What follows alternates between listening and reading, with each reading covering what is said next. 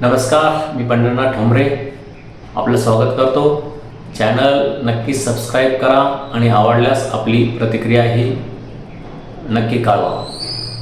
गेल्या 3 दिवसापासून अंतरवाली सराड येथे मराठा आरक्षणासाठी मनोज जरांगे पाटील यांनी उपोषण सुरू केलेले आहे आणि यात त्यांच्यासोबत इतरही मराठा समाजातील नागरिक महिला या आमरण उपोषण करत असून यातील काही लोकांचे परिस्थिती गंभीर आहे, त्यांना रुग्णालयातही दाखल करावे लागल्याची समजते।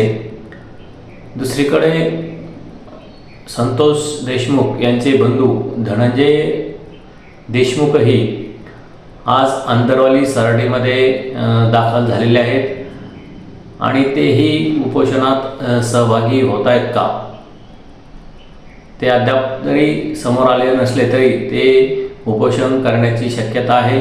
दुसरीकडे जरांगे पाटील यांना 3 ते 4 दिवस झाले उपोषण सुरू करून त्यांचीही परिस्थिती तब्येत खालवलेली आहे आणि सरकार मात्र याकडे दुर्लक्ष करताना दिसतंय। या जिल्ह्याच्या पालकमंत्री पंकजा मुंडे यांनीही आपण तिथे जायचं का नाही हे जरांगे पाटील ठरवतील असं एक स्टेटमेंट करून त्यांनीही आपल्याला या आंदोलनात भेट देण्यासाठी निमंत्रण येईल ही अपेक्षा आहे। यावरूनच भाजपाची जी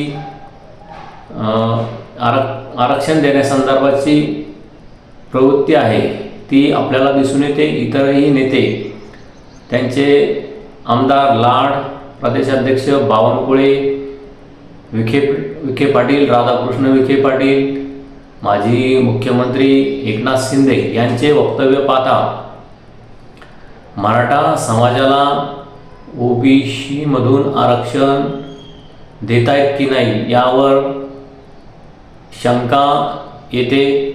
मराठा आरक्षणाचं भवितव्य अधांतरी आहे असं म्हणता येईल। दुसरीकडे मनोज जरांगे पाटील यांनी आपले प्राण मराठा आरक्षणासाठी पणाला लावले आहेत। त्यांच्यासोबत इतरही मराठा बांधव आहेत, त्यांचीही परिस्थिती गंभीर आहे। हे सर्व सुरू असतानाच सरकार आरक्षण देणार की नाही आणि किती बळी घेतल्यानंतर देणार असा एक सवाल आता मराठा समाजातून उपस्थित केलं जातं आहे। यापूर्वीही 1.5 वर्षामध्ये अनेक आंदोलने झाली, मोर्चे झाली। यात माजी मुख्यमंत्री एकनाथ शिंदे यांनीही आरक्षण देताना मराठा समाजाची फसवणूक केल्याची भावना समाजामध्ये आहे आणि आता फडणवीसही मुख्यमंत्री असताना मराठा समाजाला आरक्षण देणे शक्य होईल काय यावर मात्र प्रश्नचिन्ह आहे। कारण त्यांच्या लोकांचे स्टेटमेंट वक्तव्य बघता मराठा समाजाला आम्ही 10% आरक्षण दिलेलं आहे आणि त्यातच समाधान माना असं त्यांच्या वक्तव्याचा अर्थ होतो। याबाबत अद्यापही देवेंद्र फडणवीस यांनी आरक्षणासंदर्भात वक्तव्य केलेलं नाही। जरांगे पाटलांना सरकारचं शिष्टमंडळ येऊन भेटणार का याबाबतही ते बोलले नाहीत। आंदोलनाचा 4था दिवस सुरू झालेला आहे आणि आंदोलक आक्रमक झाल्याचे आपल्याला पाहावयास मिळतात। यामध्ये मराठा समाजातील अनेकांनी आपले प्राण आरक्षणासाठी पणाला लावलेले आहेत। अनेकांनी आतापर्यंत जीव दिलेले असतानाच आणखीन किती बळी घेणार असा मराठा समाजाचा सरकारला सवाल आहे। त्यामुळे मराठा समाजाचं आरक्षण उपोषण करून सुटणार आहे का की इतर पर्यायाचा अवलंब मराठा आरक्षणासाठी करावा लागणार आहे हे मराठा समाजाने समजून घेण्याचं आवश्यकता आहे।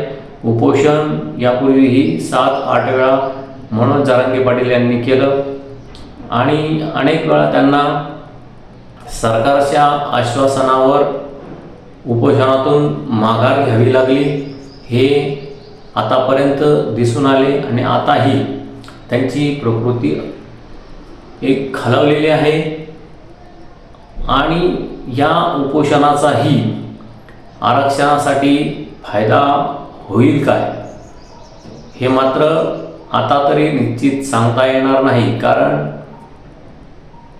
भाजपा सरकारने मनोज जरांगे पाटील हे यांचं उपोषण किती गांभीर्याने घेत आहेत आणि या संदर्भात आपल्याला येत्या 3-4 दिवसात ते चित्र दिसलेलंच आहे।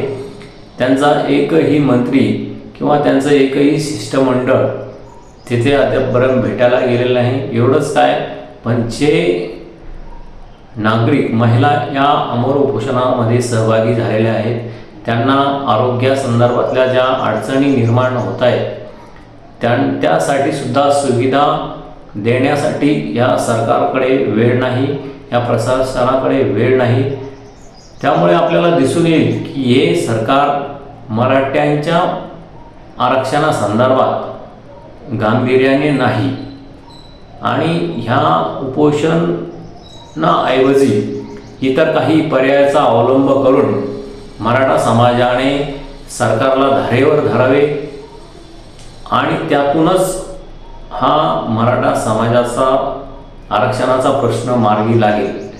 अन्यथा मनोज जरांगे पाटील हे आमरण उपोषण करून हे त्यांचंच वक्तव्य आहे की माझा शरीर खराब झाले आमरण उपोषण करून, इतरांनी उपोषण करून आपलं शरीर खराब करू नये असं एक त्यांनी आव्हान मराठा समाजातील इतर नागरिकांना, इतर महिलांना केलेलं आहे। त्यामुळे मराठा समाजाला उपोषण करून आरक्षण मिळेल काय आणि त्यानंतरही ते लोकसभेत, विधानसभेत, न्यायालयात या संदर्भात काय निर्णय होतो हे एक कोडच आहे आणि आणखीन हे आंदोलन, ही प्रक्रिया किती दिवस चालेल यावरही प्रश्नचिन्ह आहे। त्यामुळे हे जे आंदोलन सध्या मराठा समाजाचं सुरू आहे त्यावर प्रश्नचिन्ह निर्माण होत असतानाच अनेकांनी बाजी या मराठा आरक्षणासाठी जीवाची बाजी लावलेली आहे। मनोज जरांगे पाटील यांनी गेल्या 2 वर्षापासून रात्रंदिवस मराठा समाजाच्या आरक्षणासाठी झटतायत। आपल्या घराचा दरवाजाही, उंबरठाही त्यांनी गेल्या 2 वर्षात ओलांडला नाही आणि जोपर्यंत मराठा समाजाला आरक्षण मिळत नाही तोपर्यंत आपण घरी जाणार नाही असं एक त्यांनी शब्द मराठा समाजाला दिलेला आहे।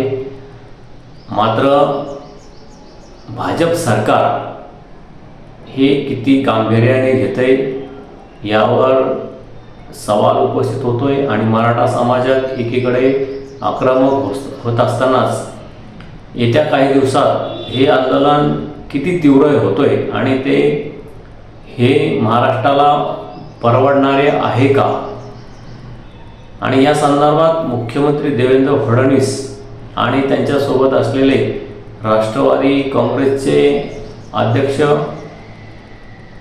अजित पवार, शिवसेनेचे एकनाथ शिंदे हे काय भूमिका घेत आहेत हेही अद्यापपर्यंत समोर आलेलं नाही। मात्र मराठा समाजाचे हाल सुरू आहेत आणि ते किती दिवस सुरू राहतील हे सध्या तरी सांगता येत नसले तरी आणखीन हे आंदोलन किती मोठा स्वरूपात समोर येतंय आणि सरकार याला कसं हाताळणार हे येणाऱ्या काळात आपल्याला पाहायचंच आहे। मात्र सध्या तरी मराठा समाजाचं जे आरक्षणाचं हे प्रकरण आहे हे अधांतरी दिसतंय। भवितव्य थोडं गंभीर आहे। मात्र मनोज जरांगे पाटील यांनी सांगितलेलं आहे समाजाला सरकारने ओबीसीमधून आरक्षण द्यावं आणि ते घेतल्याशिवाय आम्ही माघार घेणार नाही असं एक इशारा त्यांनी सरकारला दिलेला आहे. आता सरकार यावर काय निर्णय घेतंय ते आपल्याला बघावेच लागेल, ते आपण पाहू. आणि तुमची प्रतिक्रिया ही नक्की कळवा. मराठा समाजासंदर्भात मराठा समाजाला जे आरक्षण हवं आहे ते कोणत्या मार्गाने घेता येईल आणि हे जे जरांगे पाटील यांच्या उपोषणाचा जो मार्ग आहे ते योग्य आहे का, यावरही आपल्या प्रतिक्रिया नक्की कळवा. आणि आपलं चॅनल नक्की सबस्क्राईब करा. आपल्या प्रतिक्रियाही कळवा आणि व्हिडिओ आवडल्यास नक्की शेअर करा. धन्यवाद. थांबतो.